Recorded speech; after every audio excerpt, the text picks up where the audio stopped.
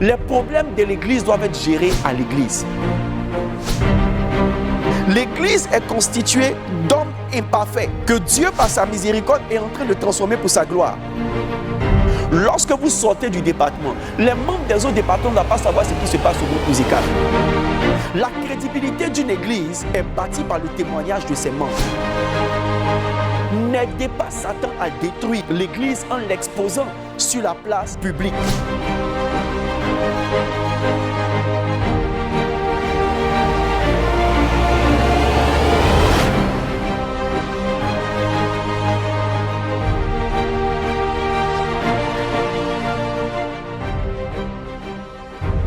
Bien-aimés,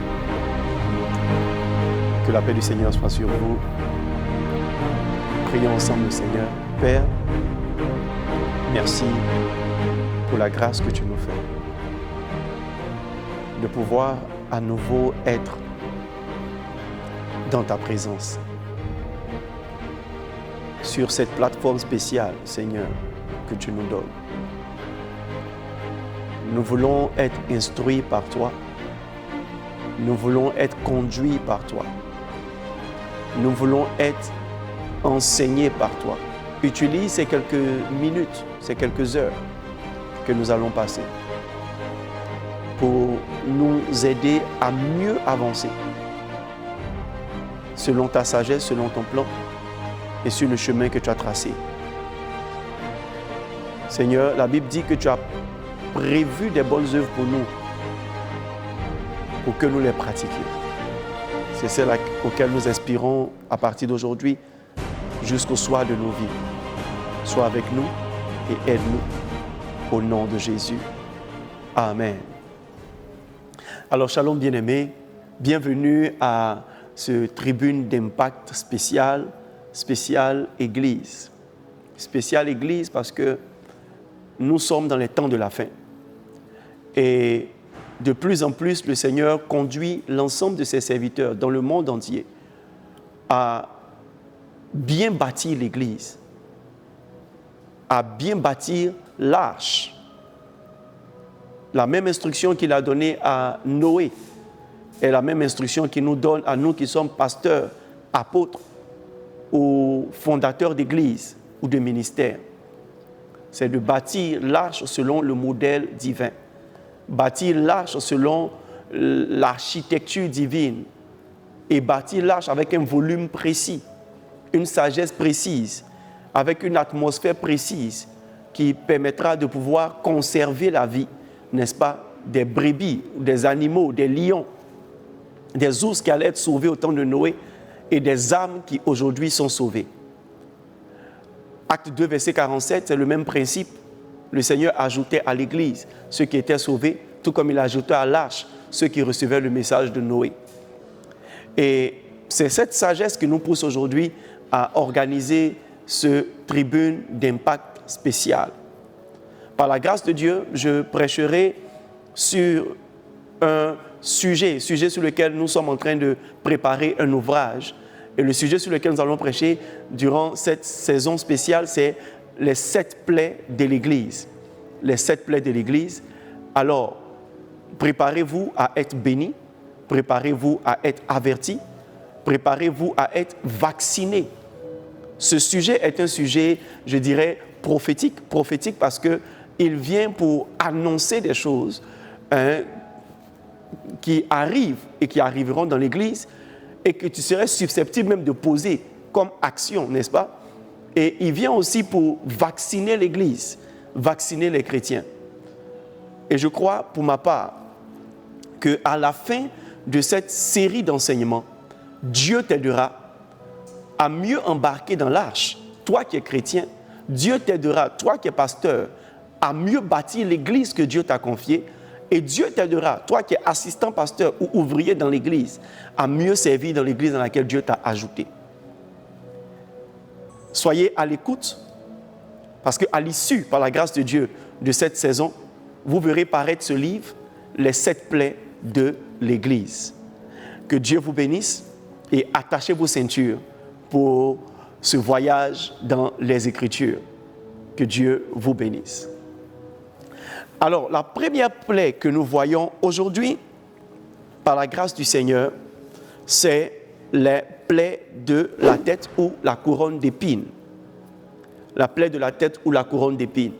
Alors, quelqu'un se demandera, mais quel est le lien entre les plaies de l'Église, la couronne d'épines et les autres plaies que je vais citer par la suite? Souvenez-vous que la Bible dit en Colossiens 1 que Jésus-Christ est la tête de l'Église. Et la tête sous-entend que Jésus-Christ est le signe, le message, le premier message ou le premier modèle de l'Église. Alors, tout ce qu'il a fait est un enseignement, tout ce qu'il a fait est une prophétie et tout ce qu'il a fait est une série d'avertissements pour les chrétiens et tout ce qui aussi est arrivé dans sa vie est aussi une prophétie et un ensemble de choses auxquelles les chrétiens que nous sommes et les serviteurs de Dieu que nous sommes devons être préparés. Ce qui est arrivé au bois vert arrivera au bois sec. Alors, les plaies de Jésus retracent exactement les souffrances que Jésus a vécues depuis l'instant où Judas l'a livré jusqu'à ce qu'il soit crucifié. Tout ce que Christ a vécu cache implicitement un enseignement pour l'Église que nous sommes en train de bâtir. Mépriser les plaies de Jésus, c'est s'exposer à vivre les mêmes plaies avec une intensité dangereuse. Et je ne suis pas en train de dire que nous n'allons pas vivre certaines persécutions ou certaines souffrances. La Bible dit que nous sommes crucifiés avec Christ. Il est clair que ce que Christ a vécu sera aussi l'héritage de chacun de nous. Lorsque Pierre a demandé à Jésus qu'est-ce que nous allons avoir, il a dit vous aurez 100 fois plus de paix, de mers, de maisons, etc., de biens, mais vous aurez ça avec des tribulations. Les tribulations font appel ou montrent exactement que l'Église aura part à la souffrance de Christ. L'Église aura part aux plaies de la tête, l'Église aura part à la flagellation, l'Église aura part aux plaies des pieds, l'Église aura part aux plaies des mains, l'Église aura part à la blessure sur le côté et l'Église aura part au crachat et à toute l'humiliation que Jésus a vécue. Comment comprendre ces plaies? C'est la raison pour laquelle nous sommes là. C'est la raison pour laquelle ce sujet a été choisi. Parlons maintenant des plaies de la tête ou la couronne d'épines. En Matthieu, le chapitre 27, le verset 29 et le verset 30, Matthieu, chapitre 27, verset 29 et le verset 30, la Bible dit « Il tressait une couronne d'épines qu'il posait sur sa tête, et il lui mit un roseau dans la main droite. Puis, s'agenouillant devant lui, il le raillait en disant « Salut, roi des Juifs !» Verset 30, il crachait contre lui, prenait le roseau et frappait sur sa tête. Que le Seigneur nous instruise par sa parole. Alors, la couronne d'épines et les plaies de la tête représentent premièrement le mépris de l'autorité. Alors, toi qui m'écoutes ce matin, que tu sois pasteur, que tu sois chrétien ou ouvrier dans une église, sache que l'église est bâtie sur le principe de l'autorité. Qu'est-ce que j'entends par principe de l'autorité? Le principe de l'autorité, c'est le principe qui établit des personnes premièrement, des personnes deuxièmement, des personnes troisièmement. J'ai aussi appelé ce principe le principe des degrés, qui permet qu'il y ait une hiérarchisation des fonctions dans l'Église. Et en 1 Corinthiens 14, verset 33, la Bible dit que Dieu est un Dieu d'ordre. Il n'est pas un Dieu de désordre, mais c'est un Dieu de paix. Cela sous-entend que pour qu'il y ait la paix dans un système, pour qu'il y ait la paix dans une église, pour qu'il y ait la paix dans une communauté chrétienne, il faut qu'il y ait l'ordre. C'est pourquoi Dieu chérit l'ordre. Il a pris le temps en Matthieu le chapitre 16, verset 16 au verset 18, de dire à Pierre, devant tout le monde, que c'est lui qui l'établissait comme le fondement de l'Église.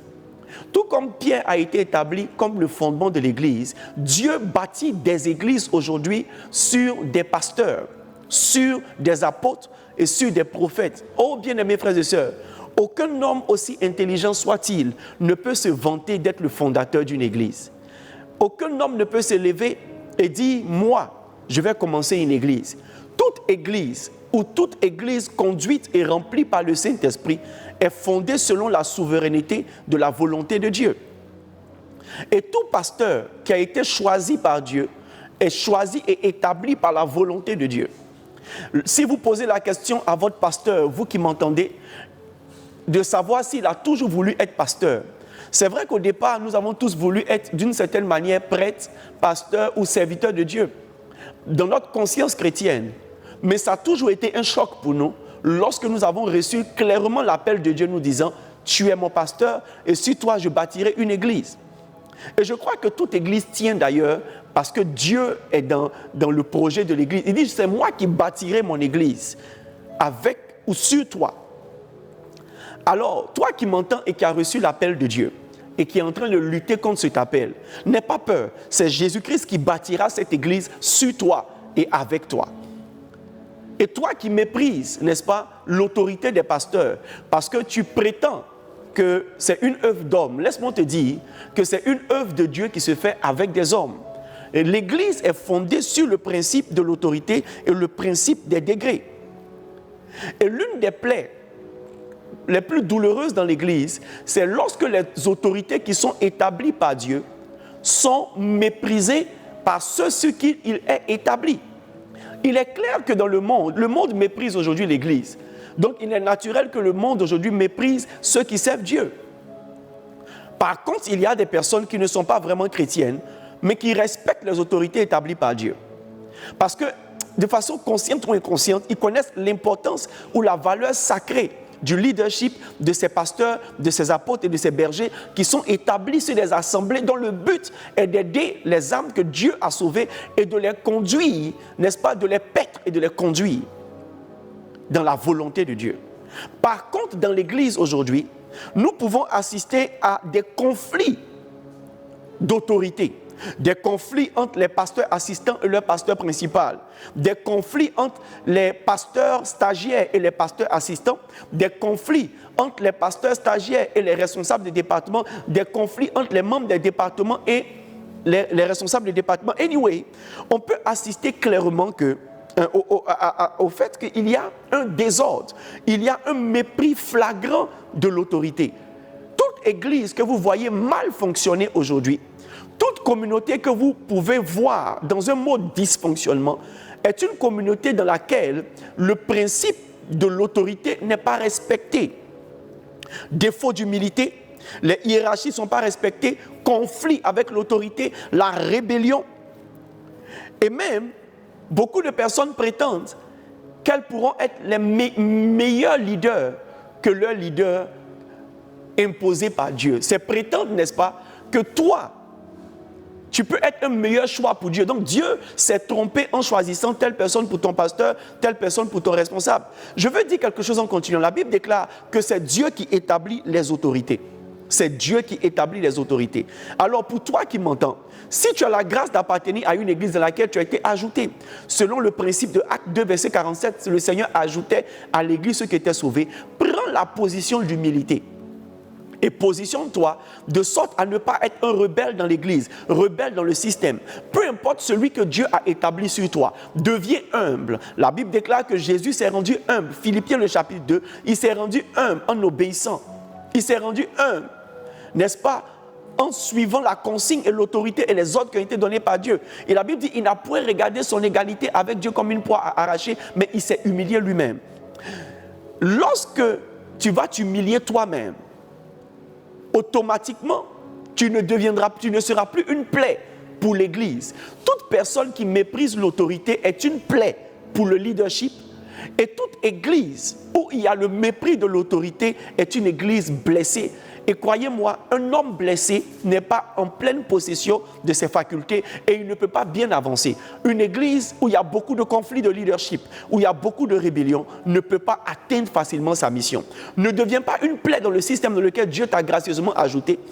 Et ne deviens pas une plaie, une blessure flagrante et douloureuse sur la tête de ton leader. Deviens quelqu'un qui est humble, qui respecte son autorité, qui l'aide à travailler et qui l'aide, n'est-ce pas, à faire avancer la vision que Dieu lui a confiée. La première plaie, comme je disais tout à l'heure, c'est le mépris de l'autorité. Je prie pour toi, je prie pour nos églises, que Dieu guérisse ton cœur de la rébellion, que Dieu guérisse nos cœurs de l'orgueil et que Dieu guérisse nos églises de tout ce qui est mépris de l'autorité. Que la paix s'installe dans nos communautés au nom puissant de Jésus de Nazareth. Bien-aimé, il est difficile pour un pasteur de soumettre un fidèle. C'est pourquoi la Bible dit en Hébreux 7, verset 7, sans contredit, c'est l'inférieur qui est béni par le supérieur. Si tu t'humilies, tu seras béni. Ne laisse pas un pasteur se sentir obligé de t'exclure ou de t'humilier. Lorsque ces choses arrivent, ça crée encore des frustrations. Et les frustrations créent des offenses. L'offense crée beaucoup d'autres choses et on rentre dans un cycle de déloyauté qui fragilise l'Église. La Bible dit que c'est la loyauté et la fidélité qui fortifient le royaume, qui fortifient le règne du roi. Je prie pour toi au nom de Jésus. Que Dieu mette l'humilité dans ton cœur. Amen. La deuxième épine ou la deuxième plaie de la tête, c'est le raisonnement. En 2 Corinthiens 10, verset 5, il dit « Nous renversons tout raisonnement et nous le ramenons captif à l'obéissance du Christ. » Cela sous-entend quoi? Cela sous-entend que dans la logique de Dieu, le raisonnement n'est pas un signe d'intelligence, mais c'est un signe de rébellion. Le raisonnement est un signe, n'est-ce pas, d'incrédulité. Bien-aimés frères et sœurs, lorsque Pierre était en train de marcher sur les eaux, il a suffi que le vent souffle, que son intelligence soit activée, que son raisonnement commence à fonctionner pour qu'il tombe dans l'eau. J'ai envie de dire à quelqu'un ce matin que pendant que tu penses que tu comprends mieux, tu ne comprends rien. La Bible déclare que c'est spirituellement qu'on en juge. C'est spirituellement qu'on en juge. Ton raisonnement va te priver de beaucoup de grâce. Ton raisonnement va te rendre lent à adhérer à l'Église. Ton raisonnement va te rendre lent à sauter dans des consignes, dans des instructions que Dieu a données. Ton raisonnement va te rendre lent à fédérer. À force de te poser des questions sur le fait de savoir si Dieu ne s'est pas trompé en t'ajoutant à cette église, à cette famille spirituelle, ou même en t'appelant au ministère, tu seras en train de te priver de cette grâce, de servir et d'être utilisé humblement par Dieu pour accomplir des grandes œuvres qu'il a préparées pour toi avant la création du monde. Guéri de l'orgueil et guéri de l'incrédulité. Lorsque vous raisonnez, vous donnez l'impression que vous comprenez mieux que Dieu comment les choses doivent se faire. Le royaume de Dieu a sa propre manière de fonctionner. Rentrez dans le système. Je veux que tu dises à quelqu'un, rentre dans le système, rentre dans le moule. C'est la raison pour laquelle Jésus nous appelle des brebis. Une brebis, c'est un mouton. Un mouton, c'est c'est une bête qui est réputée pour ne pas être trop intelligente. C'est ce que vous croyez. Mais j'ai fini par découvrir que c'est un signe d'intelligence, c'est une intelligence supérieure que le mouton a. Parce qu'il n'y a qu'une brebis qui peut être conduite par un berger. Il ne raisonne pas, il suit bêtement et il mange bêtement et il est rassasié bêtement et il est protégé bêtement. Alors, entre un bouc qui réfléchit, qui raisonne et qui va là où il veut aller et qui mange ce qu'il veut manger et qui peut être tué du jour au lendemain, et un mouton qui est protégé, qui est-ce que tu préfères être? Je vous recommande de devenir des brebis. Jésus dit en Jean 10, les brebis connaissent ma voix, elles m'entendent et elles me suivent. Arrête de raisonner et entre dans le royaume de Dieu. Jésus a dit à Nicodème en Jean le chapitre 3, il dit si tu ne nais de nouveau, tu ne peux entrer dans le royaume de Dieu. Si tu ne peux voir le royaume de Dieu et si tu ne nais d'eau et d'esprit, tu ne peux entrer. Il dit ce qui est né de la chair est chair et ce qui est né de l'esprit est esprit. Bien-aimés frères et sœurs, Nicodème lui a demandé, est-ce qu'il est possible de rentrer dans le ventre de ma mère et renaître? Jésus lui a dit, Nicodème, tu es en train de raisonner. Et ton raisonnement me montre que ton doctorat dans la loi n'est pas un doctorat qui est validé par le ciel. Je suis en train de dire à quelqu'un que les principes de Dieu sont tellement mystérieux que Dieu préfère que tu marches par la foi. Trop réfléchir t'empêchera de voir ta foi à l'œuvre. Trop réfléchir t'empêchera de devenir une source de bénédiction pour plusieurs. Dieu dit à Abraham en Genèse, le chapitre 12, quitte ta patrie et quitte la maison de ton père et va dans un territoire que je te montrerai. Si Abraham raisonnait bien aimé, il n'aurait pas suivi la voie de Dieu. Arrête de raisonner et suis le Seigneur et ton nom deviendra grand, tu deviendras le père d'une multitude et tous ceux qui te béniront seront bénis et Dieu fera de toi une référence intergénérationnelle. Je vois ces choses arriver dans ta vie au nom de Jésus-Christ de Nazareth. La troisième plaie de la tête ou la troisième épine, comme j'aime à le dire, c'est le défaut de révélation, de vision et d'autorité. Bien-aimés frères et sœurs, dans nos églises aujourd'hui, peu de chrétiens sont spirituels. Je le répète, il y a peu de chrétiens spirituels. À quoi est-ce que je juge ou je critique votre spiritualité? L'un des signes de la spiritualité, c'est la capacité d'entendre Dieu, de discerner la voix de Dieu et d'obéir à Dieu. Peu de chrétiens aujourd'hui n'ont aucune référence en termes de révélation, aucune référence en termes de la capacité d'entendre Dieu. Ils ne savent même pas comment Dieu leur parle, pour parler plus simplement, les gars. Imagine que tu es dans la maison de ton père et tu ne reconnais pas la voix de ton père. L'une des particularités d'une brebis, Jésus dit, mes brebis connaissent ma voix. Est-ce que tu connais la voix de ton Dieu? Si tu ne connais pas la voix de ton Dieu, alors, bien-aimé, tu as une plaie dangereuse que tu dois guérir. Tu es aveugle. Tu es aveugle. Beaucoup de chrétiens ne croient pas en la prophétie. Beaucoup de chrétiens ne croient pas aux songes. Beaucoup de chrétiens n'ont jamais expérimenté des visions ou des impressions prophétiques. Dieu n'a-t-il pas dit en Joël 2, le verset 28, dans les derniers temps, je répondrai de mon esprit sur toute chair. Nos fils et vos filles prophétiseront, vos vieillards auront des songes et vos jeunes des visions. Moïse n'a-t-il pas prié pour que tout le peuple de l'Éternel soit constitué de prophètes? D'où vient-il que tu ne sais pas que Dieu parle? D'où vient-il que Dieu ne te parle pas? Job dit, Dieu parle tantôt d'une manière et tantôt d'une autre. Je prie pour toi au nom de Jésus, que les écailles de tes yeux tombent et que tu sois capable d'avoir une révélation. La révélation va te donner un objectif précis que j'appelle la vision. Lorsque tu as une révélation, tu obtiens une vision. Et une vision est un objectif précis. Et lorsque tu as l'objectif précis de ton appel, de la raison de ton existence, bien-aimé, tu as l'autorité pour avancer. Lorsque tu es égaré ou tu empruntes le chemin de quelqu'un d'autre, même si ce chemin semble te réussir, tu n'as aucune autorité et aucune sécurité sur le chemin. Manquer de révélation, manquer de vision et manquer d'autorité est une plaie flagrante. On ne marche pas avec Dieu, on ne marche pas à la suite de Dieu, n'est-ce pas? Juste par imitation, on marche par révélation et on marche par obéissance. La Bible dit un peuple sans révélation est un peuple sans frein. Que tes yeux s'ouvrent et que tu réussisses à avoir une révélation. Aujourd'hui, je soupçonne vraiment que le défaut de conversion des chrétiens et des frères chrétiens aujourd'hui vient du fait qu'ils n'aient même pas eu une rencontre personnelle avec le Seigneur Jésus. C'est un défaut de révélation. Jésus a demandé aux disciples en Matthieu le chapitre 16, à partir du verset 13, « Qui est-ce que les gens disent que je suis ?» Et ils ont tous répondu, « Certains disent, certains disent, et certains disent. » Et Jésus maintenant leur pose la question, « Qui dites-vous que je suis ?» Et c'est l'une des rares fois où il y a eu un silence plat dans la classe de Jésus. Plus personne n'a répondu.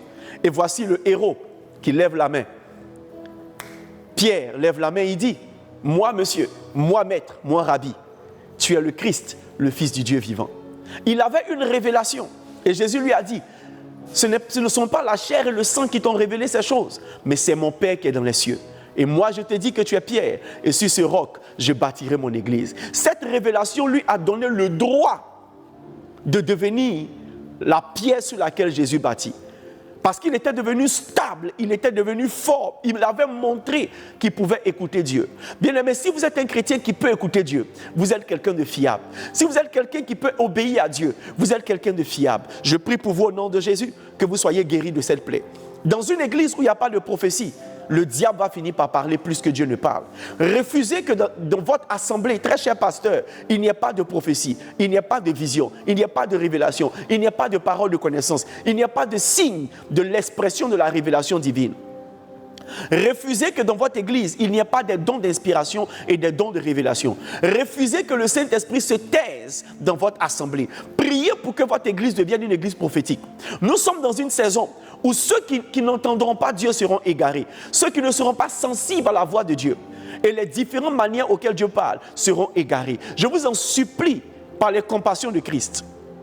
La meilleure manière d'échapper aux fausses doctrines des faux docteurs et aux fausses prophéties des faux docteurs, c'est d'avoir une intimité et une capacité de discerner la voix de Dieu. Nos églises deviennent aujourd'hui l'appui et la colonne de la vérité lorsque la voix de Dieu peut se révéler en tant que la vérité. Je prie pour nous au nom de Jésus, que l'Esprit de Dieu excite ton esprit et que tu rentres dans le jeûne et la prière et pour rechercher l'esprit prophétique. Il dit recherchez le don, mais je vous recommande un don. par excellence le don de la prophétie. Reçois le don de la prophétie pendant que tu m'écoutes et sois guéri de la plaie, du défaut de révélation, de vision et d'autorité. Au nom puissant et glorieux de Jésus de Nazareth. Dans le livre, je toucherai un autre aspect de défaut de révélation, de vision et d'autorité qui expliquera l'importance, n'est-ce pas, de pouvoir savoir les prérogatives qui s'attachent à ta responsabilité dans une communauté et comment est-ce que connaître tes prérogatives te donnera l'autorité divine, l'onction de Dieu pour réussir ta tâche. Beaucoup de personnes servent dans nos églises et ne connaissent pas leur rôle. Elles ne font pas que s'ennuyer, même étant occupées, elles manquent d'autorité. C'est la raison pour laquelle elles ne réussissent pas dans le ministère. Dans le livre, je parlerai de ce point. La 4e épine des plaies de la tête, c'est la déconnexion d'avec la tête. J'introduis ce point en vous rappelant l'histoire de David et Goliath. La plus grande victoire de David sur Goliath n'a pas été de le faire tomber avec une fronde ou avec une pierre. La plus grande victoire de David sur Goliath a été de couper sa tête. La plus grande victoire de Hérodias ou de l'esprit de Jézabel sur le ministère de Jean-Baptiste ou le ministère de Élie n'a pas été de l'emprisonner, mais de lui rompre la tête, de lui couper la tête. Bien-aimés frères et sœurs, une église qui n'est pas connectée avec la tête qui est Christ est une église morte. Essayez de vous trancher la tête, malgré le fait que votre cœur continue de battre, et demandez à votre frère de venir constater après et de venir recoller la tête après. Vous allez voir que vous serez mort. Quand bien même que le cœur est l'organe vital par excellence, le cœur fonctionne avec le cerveau. Et si la tête est coupée, vous êtes foutu. Il y a un type de coma où le cœur bat, mais le cerveau est mort. Et les médecins appellent ce coma la mort cérébrale.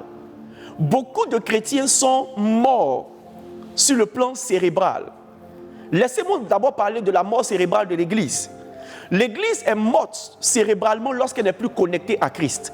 Beaucoup de fausses doctrines ont commencé à se répandre dans le monde. Et Jésus même en avait parlé. Il a dit qu'il y aura des faux Christ.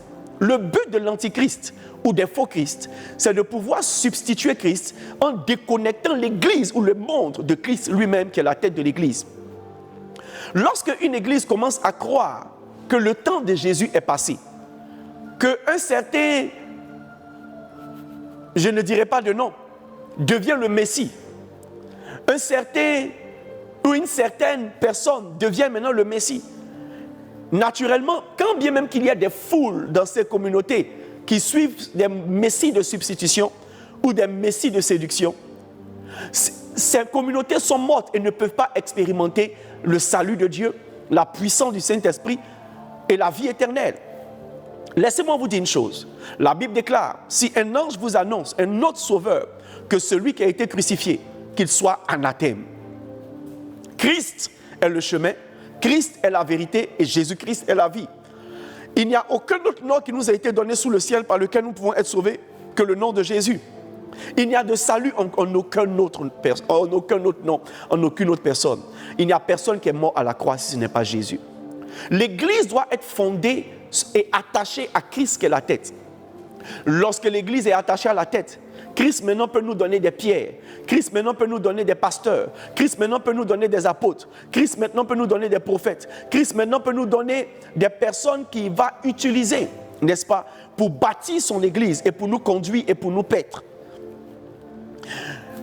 Et l'une des sagesses des chrétiens doit être, n'est-ce pas, d'être attaché au leader que Dieu établit.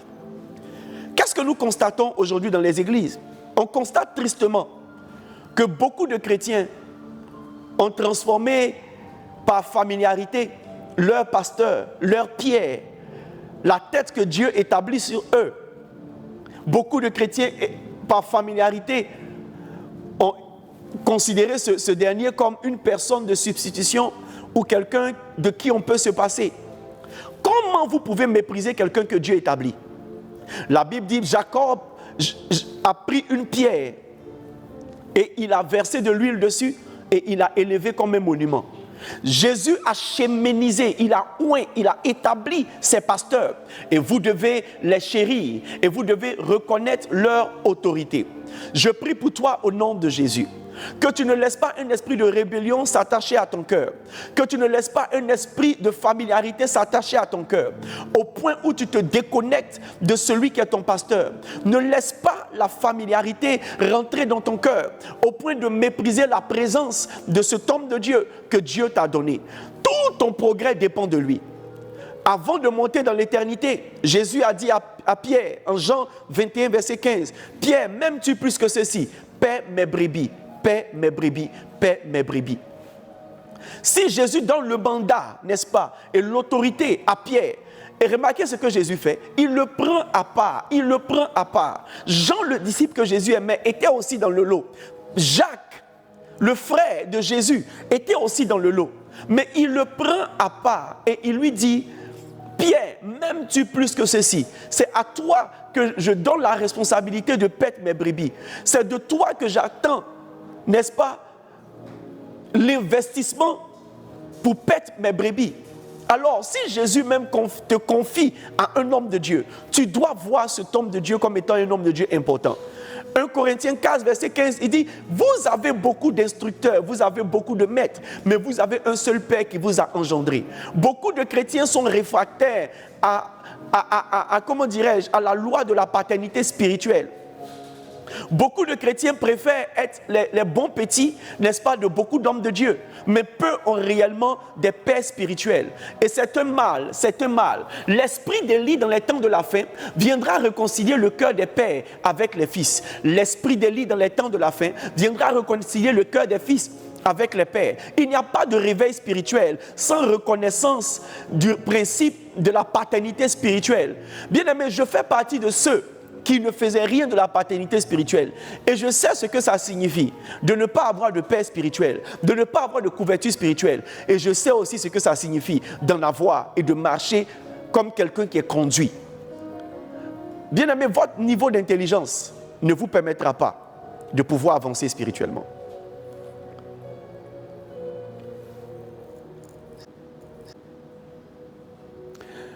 Alors, j'ai fait le triste constat que la plupart des membres de nos églises et la plupart des membres des assemblées ne font pas une priorité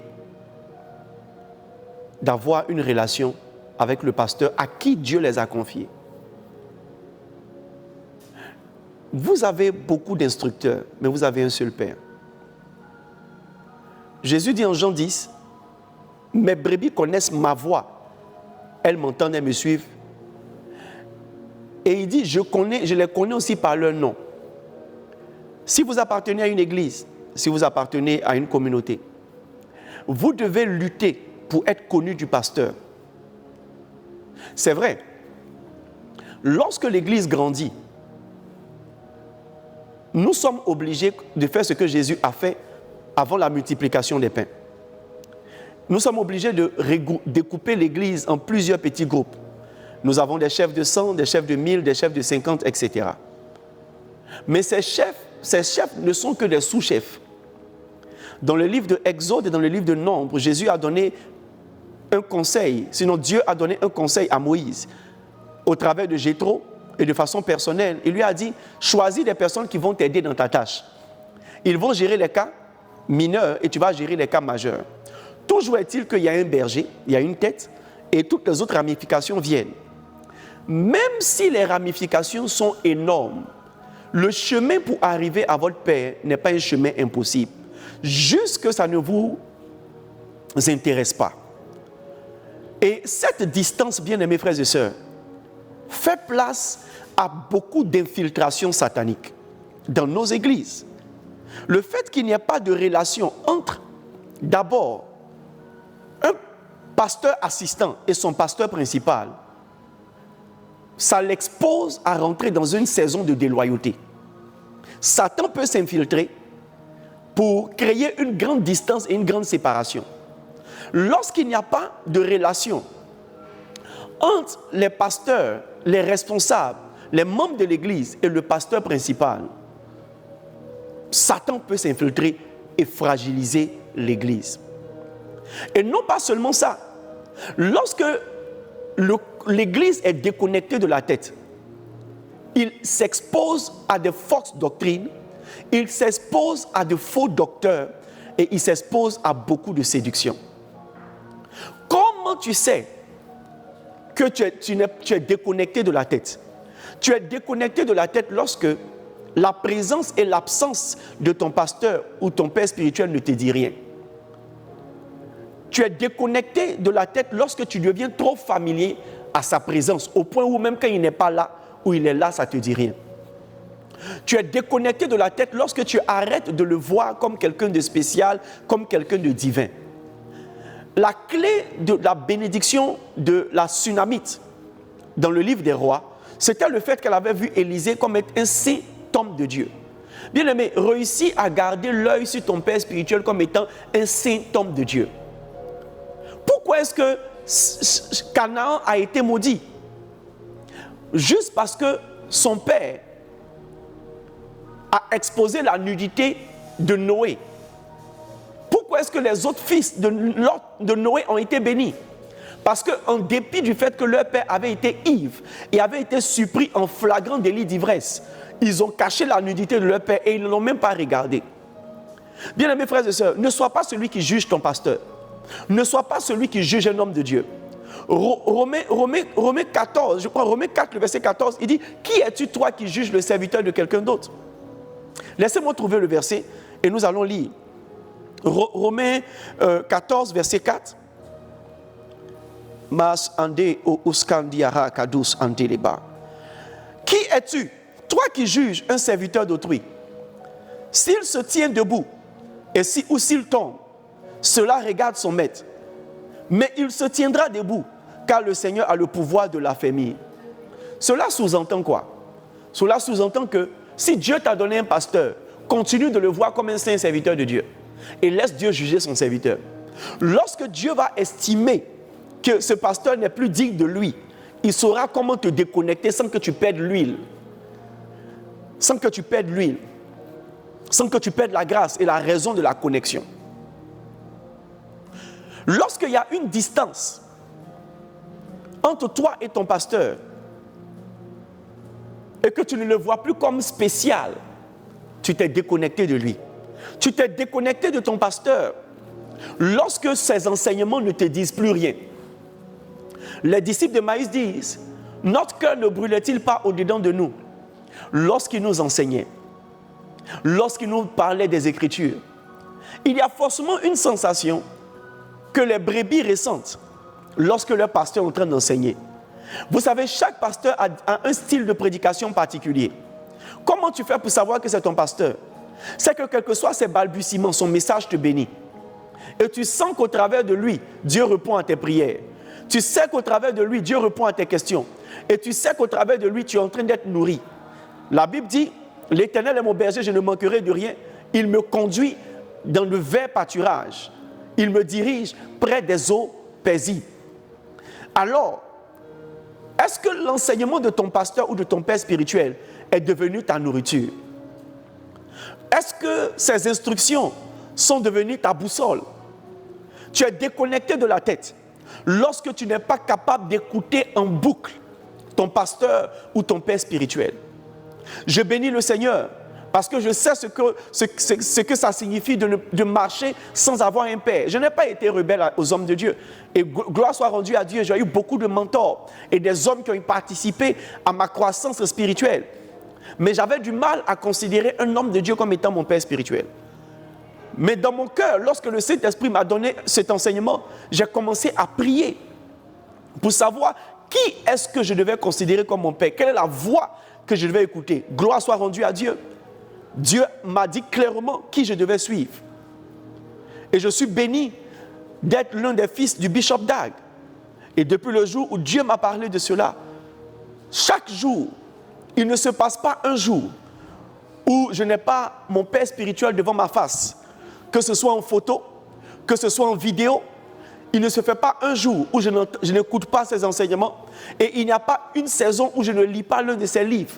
Je suis en train de dire que si Dieu t'a montré celui qui doit te nourrir, mange la nourriture qu'il te donne. On a tous aimé manger chez le voisin. Mais bien aimé, le voisin n'est pas ton père. On a souvent préféré nos oncles à nos parents biologiques. Mais on ne va jamais hériter de nos oncles. Celui de qui on tient le sang, c'est notre père. Celui de qui on reçoit l'onction, c'est celui que Dieu nous a donné.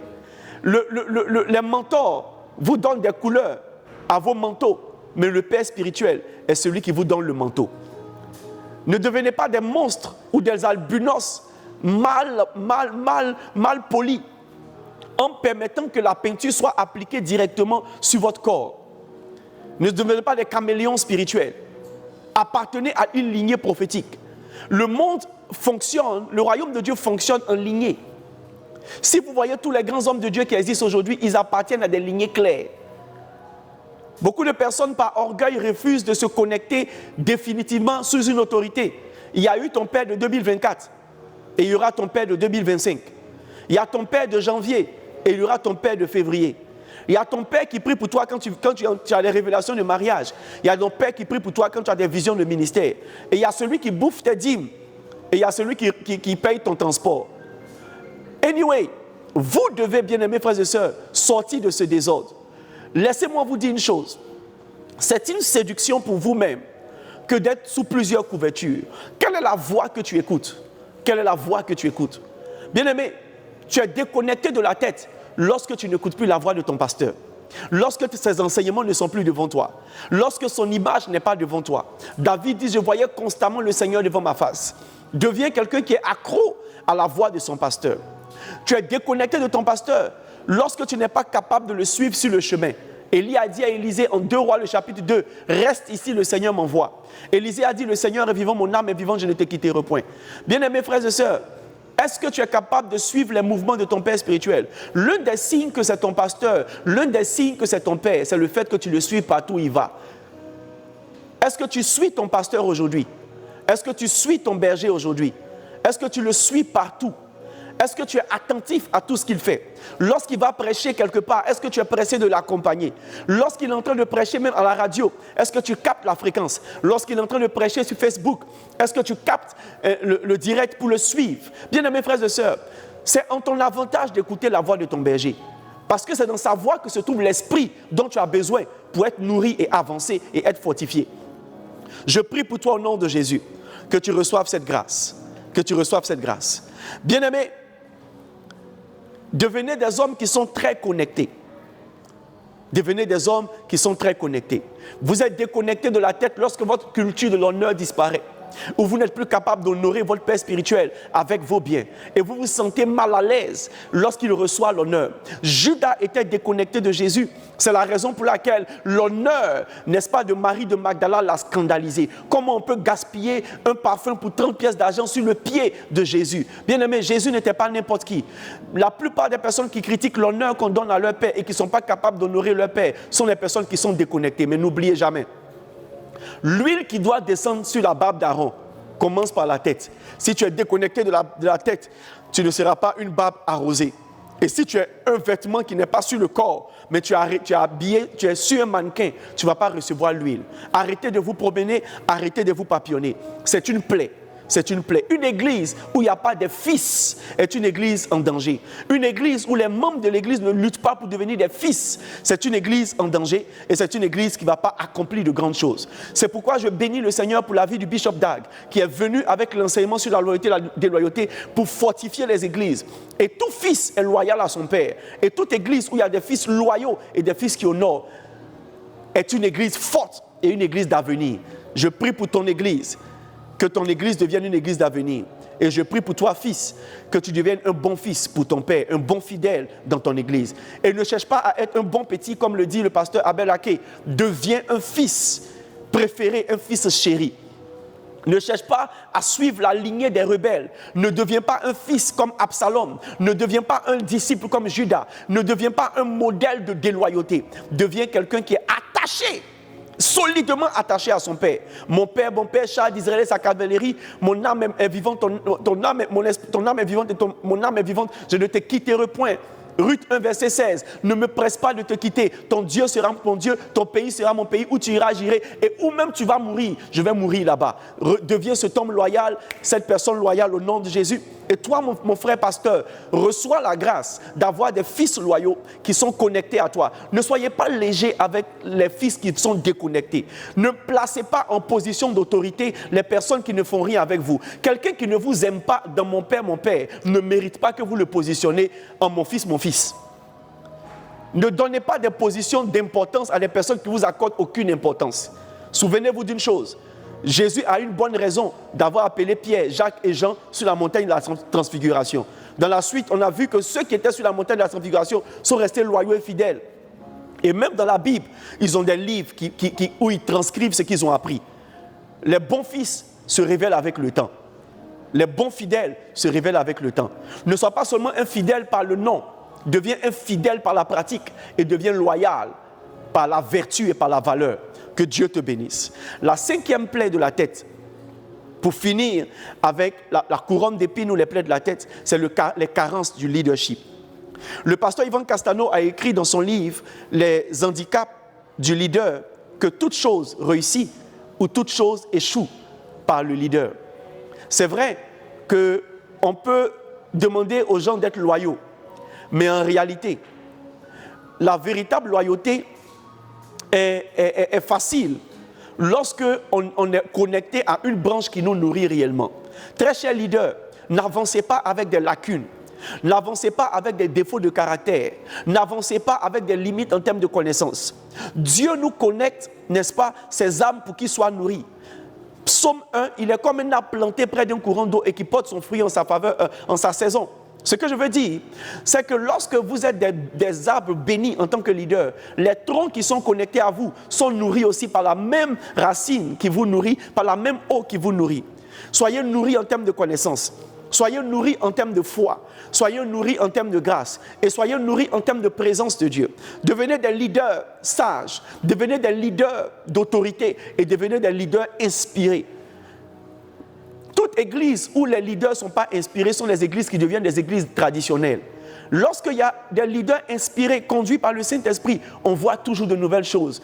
Une nouvelle musique, on voit toujours une nouvelle manière de faire, une nouvelle architecture, une nouvelle technique et beaucoup de nouvelles choses. C'est un signe d'inspiration, c'est un signe de leadership probant. La Bible dit « Chantez à l'Éternel un cantique nouveau ». Ne soyez pas quelqu'un qui est fanatique de ces anciens cantiques. Gloire à Dieu, oui, mais aujourd'hui, il faut actualiser le gloire à Dieu.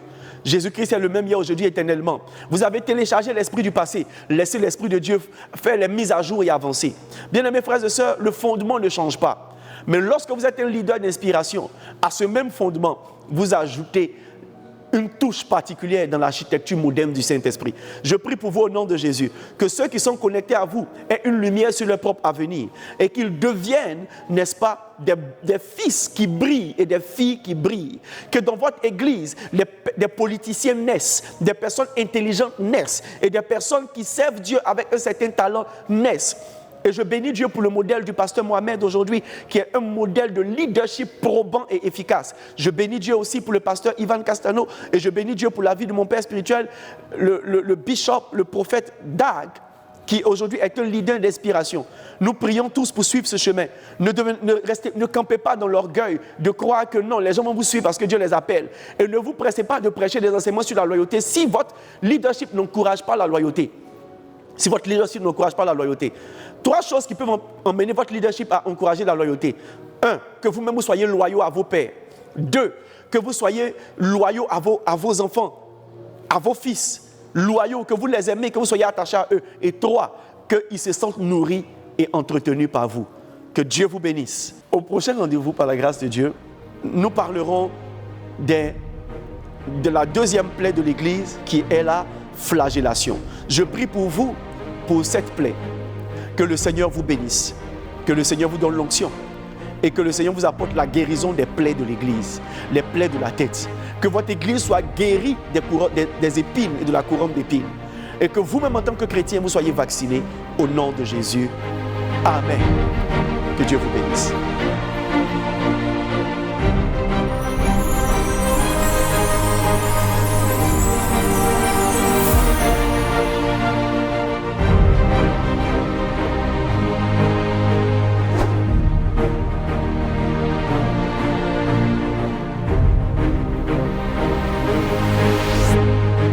Les problèmes de l'Église doivent être gérés à l'Église.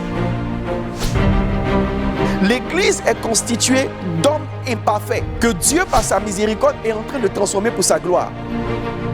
Lorsque vous sortez du département, les membres des autres départements ne doivent pas savoir ce qui se passe au groupe musical. La crédibilité d'une église est bâtie par le témoignage de ses membres. N'aidez pas Satan à détruire l'église en l'exposant sur la place publique.